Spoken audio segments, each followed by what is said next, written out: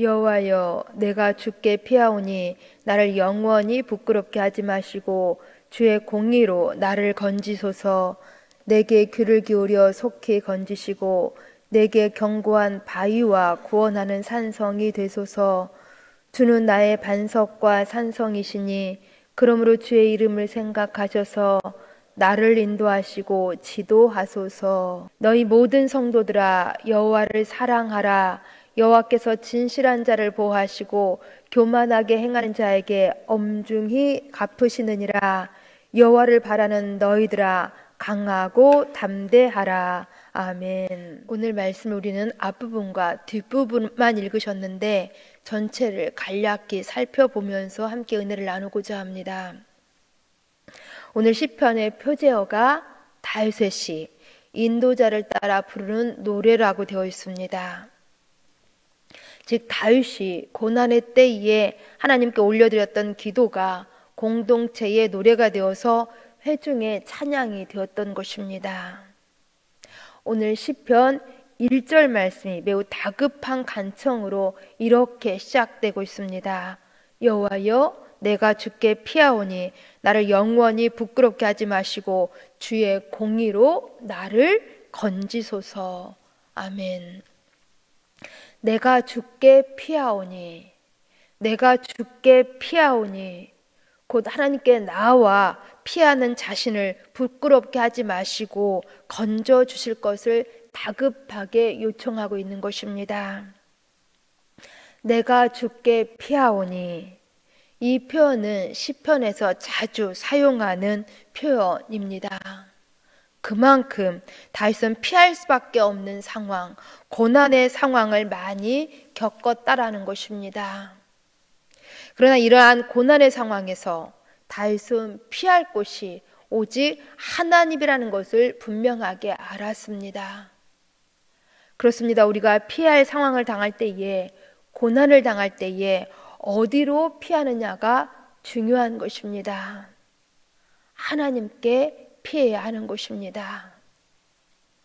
그렇다면 다윗은 하나님을 어떤 분으로 알았기에, 어떤 하나님을 알았기에 하나님께로 피한다고 고백하고 있는 것입니까? 우리 함께 3절 말씀을 같이 읽습니다. 3절.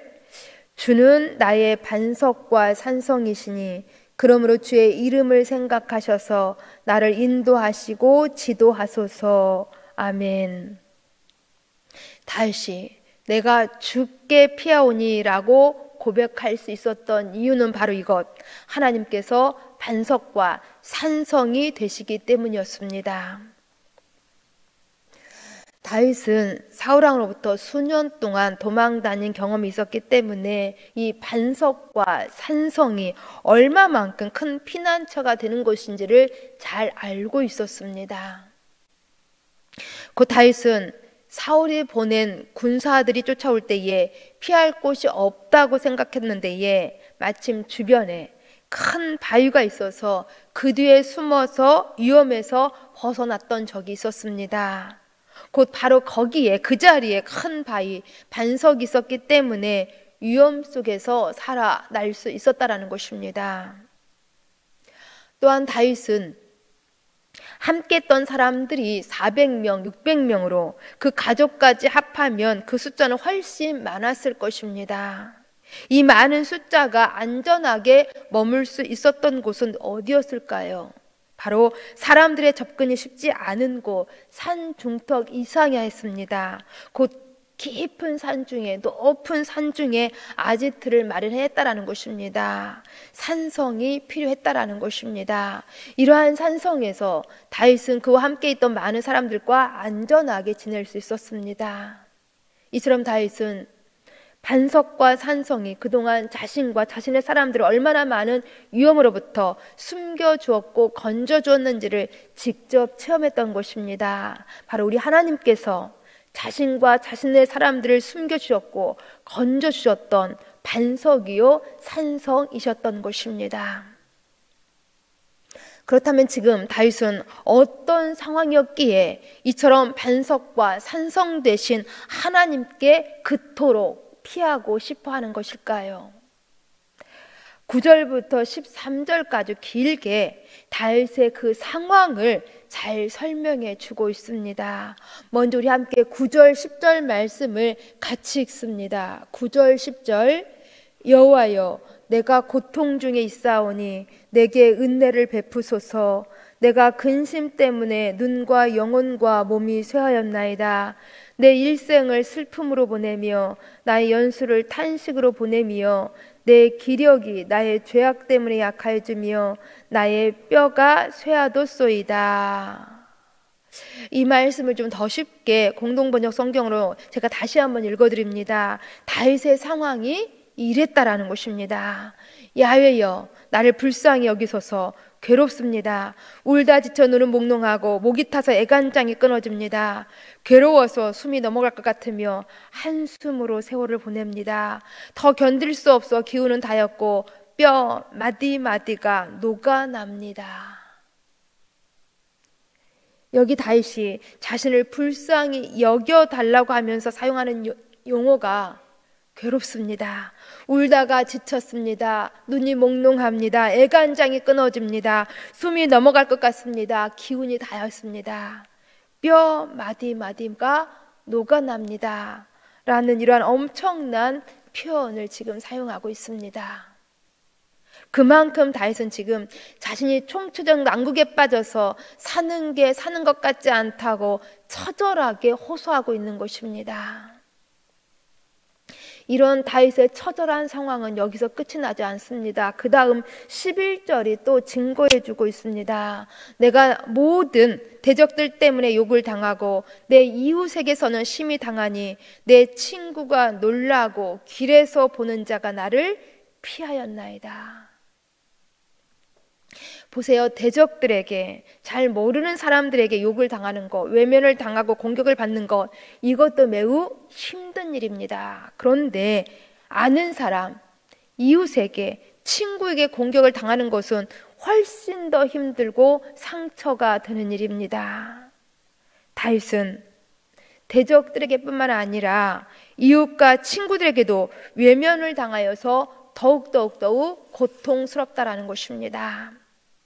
계속해서 13절 말씀이 다윗의 힘든 상황을 또 이렇게 증거해 주고 있습니다. 13절 말씀을 읽어드립니다. 내가 무리의 비방을 들었으므로 사방이 두려움으로 감싸였나이다. 그들이 나를 치려고 함께 의논할 때에 내 생명을 빼앗기로 꾀하였나이다. 내가 무리의 비방을 들었으므로, 여기 비방은 사악한 소문이라는 뜻으로 나쁜 소문들이 다윗을 괴롭게 했다라는 것입니다. 그 다윗에 대해서 거짓되고 악한 내용으로 소문을 퍼뜨려서 사람들이 싸늘한 눈빛과 가시돋친 말로 다윗에게 상처를 주었고 다윗을 고통스럽게 했다라는 것입니다. 얼마나 힘들었을지, 얼마나 기진맥진했을지. 그러나 그러함에도 불구하고 다윗은 끊임없이 하나님을 향한 신뢰를 고백하고 있습니다. 그 다음 14절 말씀을 같이 읽습니다. 14절 여호와여 그러하여도 나는 주께 의지하고 말하기를 주는 내 하나님이시라 하였나이다. 아멘. 그러하여도, 힘들어도 어려워도 나는 주께 의지하고 말하기를 주는 내 하나님이시라 하였나이다. 비록 자신의 상황이 비참하고 힘들지라도 그러나 끝까지 여전히 하나님을 의지한다라는 것입니다. 결코 자신이 그 대적들을 향하여서 복수를 하겠다고 말하고 있지 않습니다. 하나님을 의지하고 하나님께 맡기겠다라는 것입니다. 이것이 바로 다윗의 신앙이었던 것입니다. 하나님께 피하는 다윗의 믿음이었다라는 것입니다.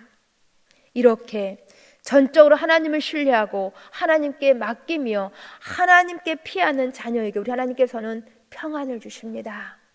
세상이 줄 수 없는 평안을 주십니다. 물론 아직 문제가 해결되었던 것이 아닙니다.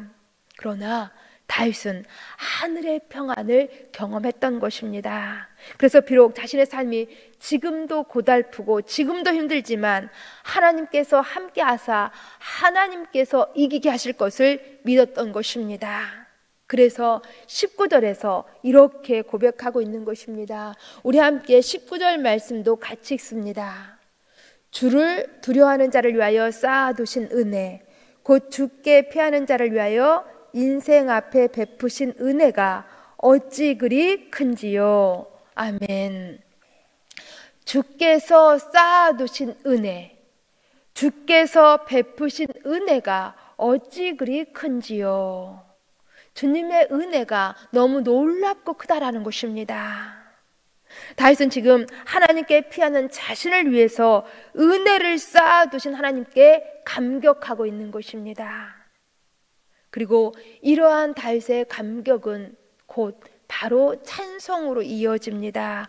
우리 21절 말씀을 보시면 여호와를 찬송할지어다 견고한 성에서 그의 놀라운 사랑을 내게 보이셨음이로다. 아멘. 그렇습니다. 우리 하나님께서는 하나님께 피하는 자에게 쌓아두신 은혜를 베푸셨고 놀라운 사랑을 보여주셨습니다. 그러니 하나님을 찬송할 수밖에 없다는 것입니다. 여호와를 찬송할지어다. 여호와를 찬송할지어다. 그러면서 또 우리들 가운데 하나님을 경외하는 우리 모든 성도들 가운데 이렇게 권면하고 있습니다. 23절, 24절 말씀을 함께 읽습니다. 23절, 24절. 너희 모든 성도들아 여호와를 사랑하라. 여호와께서 진실한 자를 보호하시고 교만하게 행하는 자에게 엄중히 갚으시느니라. 여호와를 바라는 너희들아 강하고 담대하라. 아멘. 하나님을 사랑하고 하나님을 바라보라고 권면하고 있습니다. 왜냐하면 우리 하나님께서는 진실한 자를, 하나님께 피하는 자를 보호하시고 교만한 자를, 대적자를, 원수를 갚아주시기 때문인 것입니다. 그러게 흔들리지 말고 의심 없이 늘 하나님을 의지하며 강하고 담대하라고 권면하고 있는 것입니다. 이것이 바로 우리 성도들이 세상을 이기며 힘있게 살아나갈 수 있는 지혜인 것입니다.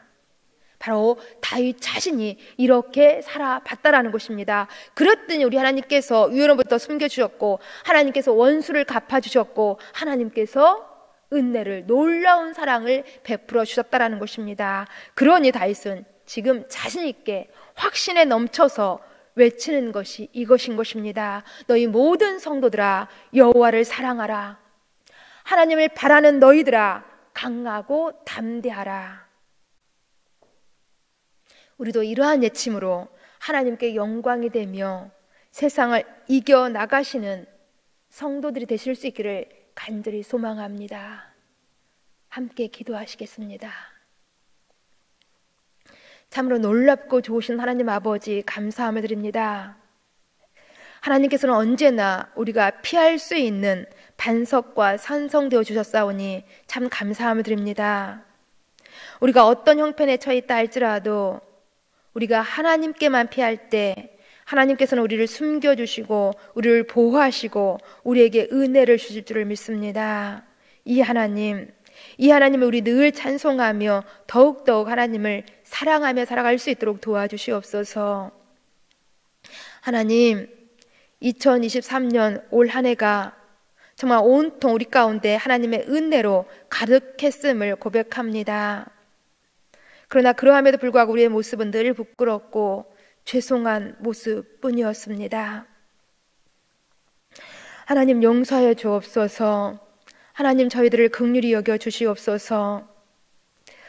그러게 특히 오늘 2023년 마지막 주일 예배를 더욱더 하나님 앞에 자복하고 회개하며 전심으로 하나님을 송축하면서 하나님 앞에 영과 진리로 감사히 예배할 수 있도록 도와주시옵소서. 온전하게 탁하며 예수님 이름으로 기도합니다. 아멘.